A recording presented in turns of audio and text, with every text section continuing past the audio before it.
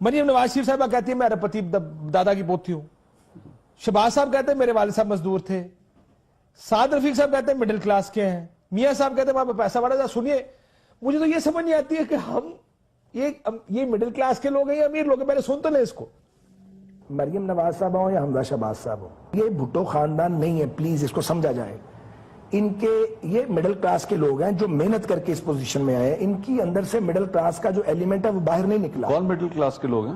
Nawaz Sharif middle class سے ہی آئے ہیں نا, اور کہاں سے آئے ہیں؟ اپر کلاس سے. میں مریم اور حمزہ کی بات, مڈل کلاس سے روٹ ہو کے آئے ہیں یہ لوگ. حسن حسین کے پاس آج جو بھی ہے وہ ان کے والد سے ان کو نہیں آیا. اس ارب پتی دادا کے پوتے ہیں جو 1960s اور 70s میں پاکستان کا امیر ترین انسان تھا. مجھے اس کے اوپر باعث فخر ہے کہ میرے والد کا تعلق ایک غریب کسان کے گھرانے سے تھا. 1970 تک اتفاق فاؤنڈریز کو پاکستان میں سٹیل اور انجینئرنگ کی سب سے بڑی صنعت کا مقام مل چکا تھا. نیشنلائزیشن سے قبل اتفاق فاؤنڈریز کا منافع ہزاروں یا لاکھوں میں نہیں, حضور کروڑوں روپے میں تھا.